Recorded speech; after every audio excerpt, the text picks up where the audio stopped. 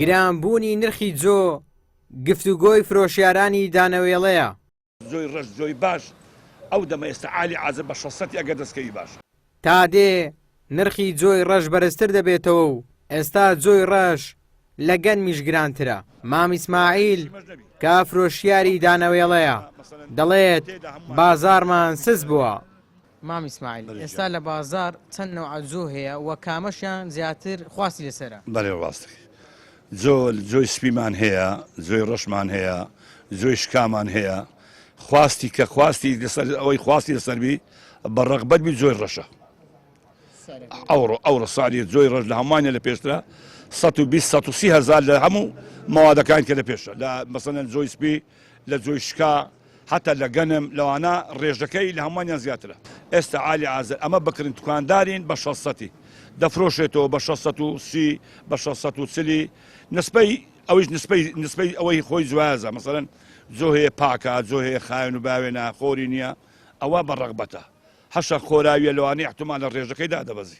جۆی ئۆکرانی و رووسی لە بازاڕەکانی هەرێمدا کەلێنی کەمی جۆی ڕەشیان پڕ کردوتەوە.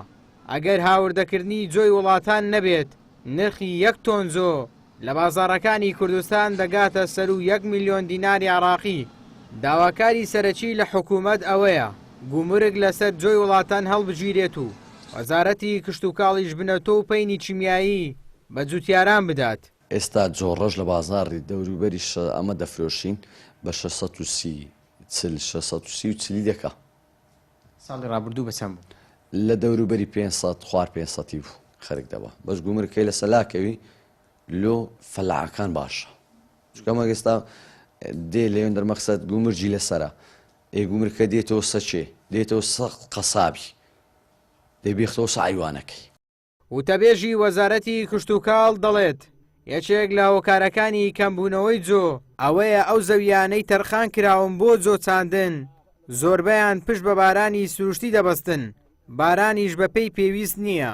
جۆ بەشێکی کەمبوونەوەکەشی یەک لەو کاریگەریانەوەیە کە ساڵانە ئەو جویانە خود ئەو ڕوبەرانەی کە لە پلانی زستانە بە جۆ دەچێندرێت لەو ناوچانن کە پشت بە بارانی سروشتی یا خود ناوچەی کشتتوکاڵی دێمین کە ئەوەش یەک لە کاریگەریەکانەکە کەمتر ئەو زەویانەی کە جوتیاران لە بەردەستیانە ئاوی بیری و ڕەشات و سیستەمی ئاودێری مۆدرنیان هەیە کەمتر بەروبوومی دانەوێڵی جۆ دەستێنن ئەوەش یەک لە هۆکارانەیە کە ناوچەی کشتتوکاڵی دێمیەکان ئەگەر بارانی سۆگەرمان نەبی ئەو جۆرە کاریگەریانە دروست دەکات.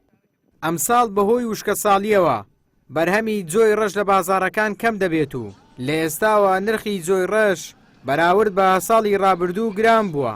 ناچار خاوەن ئاژەڵەکان جۆی ئۆکرانی و رووسی دەکڕن بۆ ئاژەڵەکانیان. ئیبراهیم زیاد کەناڵی ئاسمانی پەیام هەولێر.